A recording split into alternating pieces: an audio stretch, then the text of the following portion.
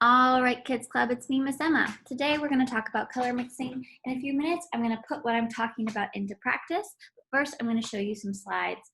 First things first, we have our color wheel. Some of this you may already know, but let's review. We have our primary colors, yellow, blue, and red. You can't mix yellow, blue, and red, they just are.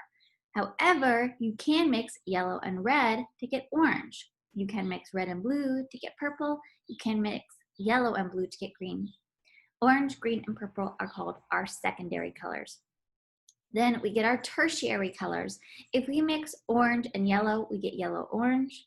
Orange and red, we get a red-orange. Blue and yellow, green and yellow, we get a yellow-green, and so on and so forth. Last term, actually 2 more terms, we have our complementary colors. Complementary colors are opposites. So the opposite of yellow is purple. The opposite of orange is blue, and the opposite of green is red. We'll talk about why those are important in just a second. Final terminology, we have our analogous colors. Yellow, yellow-orange, orange, red-orange, red. Those are all colors in the same family. Those are called analogous colors. So just to review, we have our primary colors, red, blue, and yellow. Our secondary colors that are made by mixing our primary colors, purple, orange, and green. Tertiary colors are made by mixing colors that are like 3 steps away, so yellow and orange, yellow, orange. And then complementary colors are on the opposite ends of the color wheel. Analogous colors are colors in the same family. Now, back to our complementary colors. Why are they so important? Here we have blue, here we have orange. If you mix them together, you get kind of a gray tone. So what these color wheels are showing are, here's pure blue, here's blue with a little bit of orange, with more orange, and 50-50. Here's orange with a little bit of blue, you can see it turns it brown, and with more blue, 50-50. Same thing with red, you add a little bit of green to red, it dulls the color, dulls it even more, dulls it even more. Look at this crazy color, this yellow. Add a bit of violet, you're gonna get this wild color. Add more, you're gonna get this dull green color, and then you'll get a gray. Final slide that I want to show you are the color mixing questions. I'm going to be asking myself these questions as I mix my colors. Number 1, what is the local color of the object? What's just the most obvious color, basically? Question number 2, what's the value of the color? Is it light, medium, or dark? If it's light, you're going to add white, or in my case, because I'm working with watercolor, I'm going to add more water. Is it dark? If so, you're going to add the complement. So remember, the complement is the color on the opposite end of the color wheel. So if you have a really vibrant red that needs to be more dull, you would add green. If you have, I'm going to give you a tricky one. If you have a really vibrant brown that needs to be dull, you're going to add blue. The reason why is because brown is close to orange, and the opposite of orange is blue. If you have a really vibrant yellow that needs to be dulled, you're going to add violet. Which brings me to my last question. I kind of already explained that. What's the saturation of the color? If it needs to be either duller or darker, you add the opposite. If it needs to be brighter, you're going to add more pure color. If you have a yellow that's looking a little dusty, add more pure yellow. All right, let's get to painting.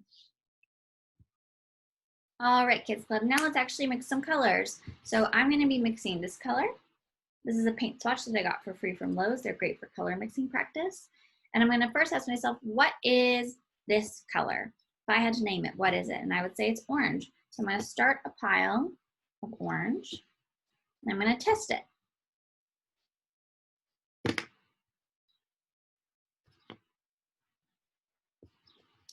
All right, that's what we have so far. I'm gonna ask myself, does that need to be more yellow? Does that need to be more green? Does that need to be more blue? And I would say it needs to be more yellow. It's more of a yellowy orange. So I'm going to mix in some yellow to my orange.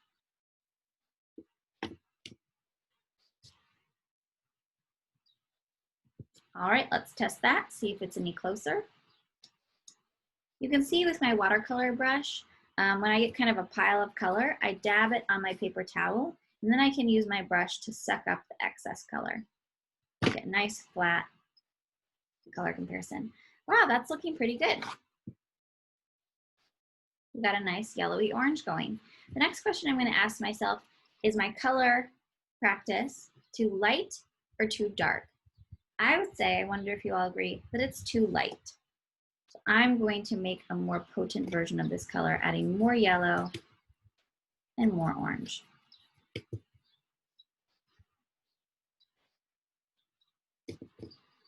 And then with watercolor, I'm going to let that dry up, and then we'll add a second layer. Wave it around, and then go in for my second color.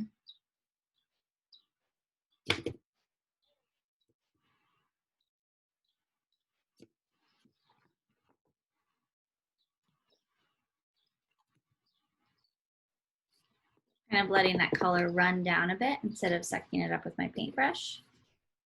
Add some more. And I'd say that's pretty good. Maybe give it one more layer, but we'll call that done so we can mix our next color. Let's do kind of a more complicated one. Let's do this tone. So for our last color, it was pretty obvious what the local color was. It was pretty obviously orange. For this, you could say yellow or you could say green. I'm going to go ahead and call it yellow, which means I'm going to start with yellow in my pile. And my pile's dirty, so I'm actually kind of mixing it with a little bit of green, which is probably perfect. All right, so starting with yellow, then I'm going to place it on my test sheet. All right. Oh, not bad, actually. So asking myself, is it too light? Is it too dark? It's definitely too light. And is it also too yellow? I would say so. I think I need to dull it a bit. Here's what I'm going to do. First, I'm going to add a little bit more blue to bring it a little closer to green, because if you mix yellow and blue, you get green. Then I'm going to add a little bit of the complement. And if you remember, the complement means the opposite, and the opposite of yellow is violet. So you'll see me doing that in my palette. First step, a little bit of blue. Bring it a little closer to green.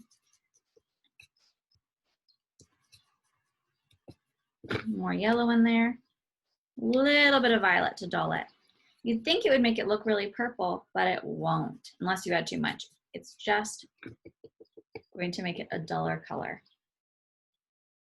Ooh, nice. That's looking pretty good. Wow, I'd say we got it. I think we need to maybe give it one more layer. Blowing on it. I would say we got it. All right, let's do one more. Let's mix this brown tone, and let's do something crazy. I have brown on my palette, but I'm not going to use it. Let's mix it instead, starting out with our two complementary colors, orange and blue. I want to show you how those can create a really nice brown.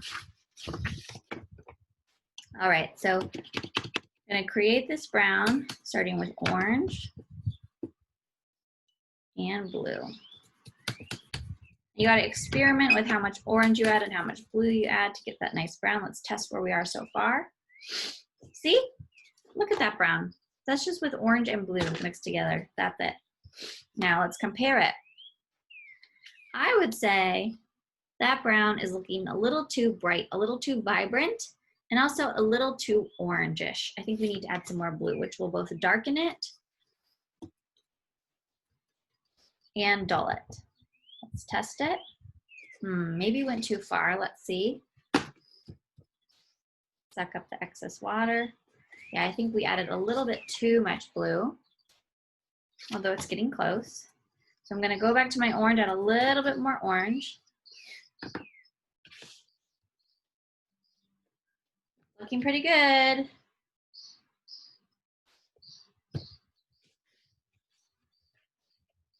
Nice. I'd say we got it. We just need to layer it up.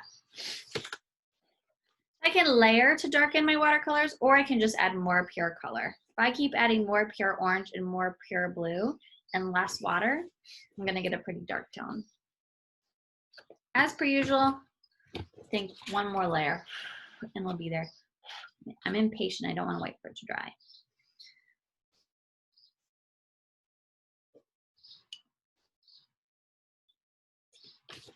Nice.